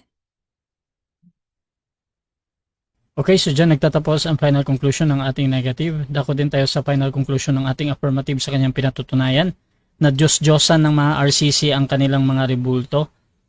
Pastor Rayan Fuentes ng Baptist, your time start now. 5 minutes. Alright, sa una po mga kapatid, ay unahin na po natin itong mga fallacy kasi natuto daw siya sa aking mga fallacy. Kaya tuturuan natin uli. Ang sabi ko po, wala pong strawman fallacy sa tanong. Wala ho. Kasi po ang strawman fallacy, meron pong tanong yan na twisted pero meron pong dapat konklusyon. Yan po yung fallacy kasi argument hindi po question. Yung question na fallacy, yan po ay complex question at saka loaded question. Kaya dapat matuto itong mga CFD nito. Walang tanong per se, tapos tatawagin mong strawman fallacy. Hindi ho argumento po ang strawman fallacy, hindi po question. Para sa kalaman yung mga CFD. Number 2, fallacy of equivocation. Para at least meron lang siyang ma-mention na fallacy, pero hindi po naintindihan. Fallacy of equivocation, oo, tama. Yon na isang salita parehas, pero magkaiba ang gamit. Saan po ang parehas doon sa worship at saka pagluhod? Hindi naman yon parehas na salita hindi niya alam. Yung pong fallacy of equivocation mga kaibigan, for example, parehas po na kneel o kaya bow down, pero magkaiba po ang meaning doon. Parehas na salita. Ang sa kanya, yung worship at saka bow down, fallacy of equivocation. Pamira to. Ito, sabi niya, yun daw mga scholar ay agree daw, against daw sa kanyang mga rebulto, pero bakit natin ginamit? Kasi nga, against sila sa iyo. Pero, bakit mo inaagrihan? Sabi ko, ano ba agrihan mo? Bible o Bible scholar? Sabi niya, both. Pambihira.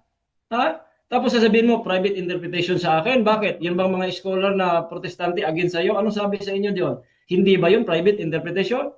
Ano ba yung nakasulat? Ikaw mismo umamin. Anong talata? Anong translation sa Tagalog? Kinikilala bilang Diyos. In fact, ang binasa mo, sabi doon, man. Binasa mo. Man. Malinaw po na binasa mo, man. Tao. Yun. Kaya sabi mo, hindi naman yun. Similitude lang, di mo alam. Kaparehas. Similitude of male and female. Kaparehas sa lalaki, babae. Meron ba kayong kaparehas sa lalaki, babae? Wala daw. Bira ito. Representative ni Padre Darwin, mga kaibigan, pero wala Palpak ang kanyang pagdepensa ngayon. Anong nangyari, mga kaibigan? Ang sabi doon, worship as gods. Sabi niya, kinikilala bilang Diyos. Ano kinikilala bilang Diyos? Worship as gods nga Doon ako sang-ayon kasi yung pagluhod at paglilingkod. Worship po yun. Hindi ko po sinasabi na may mabasa sa Exodus 20 pero agree ako sa kanila na worship as gods. Yun po ang ibig sabihin. Kaya mga kaibigan, kahit anong palusot ni Brother Jando ngayon, hindi Dokumento ang hinahanap niya pero sa Biblia, huwag kang gumagawa sila. Huwag kang yuyuko, huwag mong pagsilbihan. Hindi niya ginagawa nila yun. Doon tayo galing mga kaibigan. Kaya kayo mga open-minded na Katoliko, sana po kayo magising. Kasi nga, pwede naman kayong manalangin, magsamba na walang rebulto. Ano sabi sa Revelation 21:8? Lahat nandoon po yung idolaters. But the fearful, unbelieving, abominable, murderers, whoremongers, sorcerers, and idolaters, and all liars shall have their part in the lake which burneth with fire and brimstone, which is the second death. Pupunta kayong impyerno pag hindi nyo iiwan yung pagsamba doon o pagluhod at pagyuko doon sa mga rebulto. Kaya sabi po sa Biblia, yung inuyukuan po nila na arka po. Nagsisinungaling po siya, ang nakasulat po arka, hindi ho cherubims. Ang aking tanong, verbatim, letra por letra, ano nakasulat? Ano ang kanilang inuyukuan? Arka ba o kerubim? Sabi niya, both. Hindi ho, both. Ang nakasulat, arka. Kasi po, sa kerubim may literal presence. Hindi niya masagot. Kung merong literal presence, yung kanilang rebulto, wala eh. Bakit? Meron bang namatay on the spot na nahawakan yan katulad ng arka? O, doon po sa unang Chronicles chapter 13, si Usa po namatay on the spot dahil nahawakan po yung mga rebulto. Kaya ito po mga kaibigan, ngayon, kailangan po itong sila po itong mga open-minded. Kami po nanawagan sa inyo. Mahal po namin kayo mga Katoliko. Kaya repent and believe the gospel. Aminin po ninyo yung kasalanan na yan. You trust the Lord Jesus Christ as your Lord and Savior. Tatanggapin mo sa pamamagitan ng pananampalataya. Pero you have to repent and believe the Lord Jesus Christ and thou shalt be saved. Sabi ng Biblia at hindi kayo mapuntang impyerno. Kailangan po ninyo maligtas at iiwan po ninyo ito pong kasalanan ng idolaters, mga kaibigan. Kaya maraming salamat po sa inyong lahat. Sana may natutunan po kayo mga kaibigan, mga kapatid, sa pag-uusap na ito. Okay, so dyan nagtatapos ang debate ng Baptist versus Catholic, mga kapatid. So before natin end yung ating live, syempre gusto ko muna kayong bigyan ng time magpasalamat sa lahat ng audience. So tapos na yung debate ninyo. Purong pasasalamat na lang ito. Unahin natin si Pastor Ray. Maraming salamat po sa lahat ng mga Romano Katoliko present, nanonood live, at sa mga makapanood pa sa debating ito. Ito po ay pag-aaral side by side. Kaya salamat po sa inyong oras ngayon at sa mga makapanood pa nito. Mahaba man, pero pagtiyagaan niyo po mga kaibigan. Pinapasalamatan ko po una sa lahat ang ating dakilang Diyos at tagapagligtas. Nagbigay po sa atin ng salita ng Diyos, ang kanyang salita para maging aming batayan ngayong gabi na ito, pinag-usapan at amin pong naipahayag yung bawat isa sa amin. At hindi po kami galit sa mga Romano Katoliko, mahal po namin kayo, lalo na po sa ating katunggali. Salamat po, Bro Jando, na ikaw ay tumindig at tumanggap sa hamon. Saludo po kami sa iyo dahil ikaw po ay nanindigan sa itong tema na ito kasi bihira po itong tanggapin eh. At salamat sa mga punto por punto staffs. Padre Darwin din, shout out, salamat sa iyong pag-approve kay Bro Jando. Wala namang mahirap doon, napakadali, approve agad. At saka ang ating pambansang moderator, Bro Rasha, salamat. Shout out ko rin pala si Pastor Wendell Ayuda, dito po mga kaibigan. At si Kuya, dito din. Alright, si Pastor Rinivan, at si Pastor Alfie, shout out po sa inyo lahat. Pastor Joby Aguilos, lahat po sa mga Baptist na dyan. Sana po ay patuloy po ninyong suportahan itong programang Punto por Punto, tsaka kay Bro Rasha, Rasha TV. At akin din po, Bro Rasha, kung pwede, R.A. Puentes po sa ating account sa Facebook. And then The Real Baptist Christian Apologia TV ang page. At YouTube channel po natin, R.A. Puentes Apologetics. So maraming salamat lahat. Hindi ko po maisa-isa, ngunit salamat po sa inyong suporta mga kapatid sa pananampalataya at sa aming mga kaibayo sa pananampalataya. Mahal po namin kayo, nagpapahayagan lamang po kami, hindi po kami nag-aaway personal. Aming rason lamang po at saka pananampalataya ang ating pinag-aralan ngayong gabi na ito. Maraming salamat. To God be the glory. Great things He has done. Thank you for the free gift of salvation. Amen. Okay.